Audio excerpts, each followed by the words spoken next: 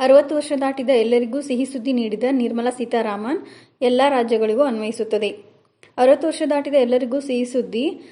July 23ರಂದು ಮಂಡನೆಯಾಗದ ಬಜೆಟ್ನಲ್ಲಿ ವಿತ್ತ ಸಚಿವೆಯರಾಗಿರುವ ನಿರ್ಮಲಾ ಸೀತಾರಾಮನ್ ಅವರು ಹಿರಿಯ ನಾಗರಿಕರಿಗೆ ಮತ್ತು ಪಿಂಚಣಿ ಪಡೆಯುತ್ತಿರುವವರಿಗೆ ಹಲವು ಪ್ರಯೋಜನಕಾರಿ ಘೋಷಣೆಗಳನ್ನು ಮಾಡಿದ್ದಾರೆ ಎಂದು ತಿಳಿದುಬಂದಿದೆ. ಮೊದಲನೆಯದಾಗಿ ಈ ಬಜೆಟ್ನಲ್ಲಿ ಬರುವ ಒಳ್ಳೆಯ ಸುದ್ದಿ ಎಂದರೆ ಆಯುಷ್ಮಾನ್ ಭಾರತ್ ಯೋಜನೆಯ ವಿಸ್ತರಣೆ. 70 ವರ್ಷ ಮೇಲ್ಪಟ್ಟ ನಾಗರಿಕರನ್ನೂ ಸಹ ಈ ಯೋಜನೆಯಲ್ಲಿ ಸೇರಿಸಲಾಗುವುದು.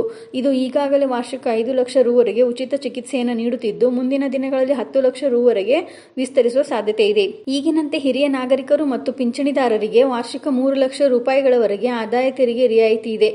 ಅದೇ ಆದಾಯ ತೆರಿಗೆ ರಿಯಾಯಿತಿಯು ಸೂಪರ್ ಸೀನಿಯರ್ ಸಿಟಿಜನ್ಗಳಿಗೆ 5 ಲಕ್ಷ ರೂಪಾಯಿಗಳವರೆಗೆ ಲಭ್ಯವಿದೆ. ನೂತನ ಬಜೆಟ್ನಲ್ಲಿ 10 ಲಕ್ಷ ರೂ.ಗೆ ಏರಿಸಲು ಚಿಂತನೆ ನಡೆಸಲಾಗಿದ್ದು, ಹಿರಿಯ ನಾಗರಿಕರ ಆರ್ಥಿಕ ಒತ್ತಡವನ್ನು ತಿಳಿಸಲು ಸರ್ಕಾರ ಮುಂದಾಗಿದೆ. ಲಾಕ್ಡೌನ್ ಮುಗಿದ ನಂತರ ಆರೋಗ್ಯ ವಿಮೆಯ ಪ್ರೀಮಿಯಂ ಹೆಚ್ಚಾಗಿದೆ.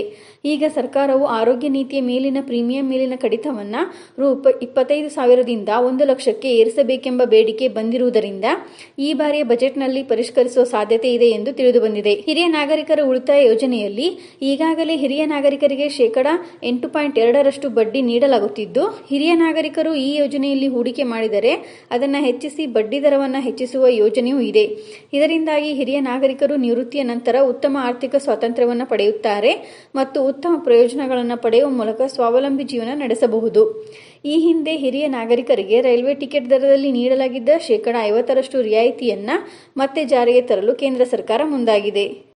ಇದೇ ರೀತಿ ಮಾಹಿತಿಗಾಗಿ ನಮ್ಮ ಚಾನಲ್ ಅನ್ನು ಸಬ್ಸ್ಕ್ರೈಬ್ ಆಗಿ ಮತ್ತು ಶೇರ್ ಮಾಡಿ. ಧನ್ಯವಾದಗಳು.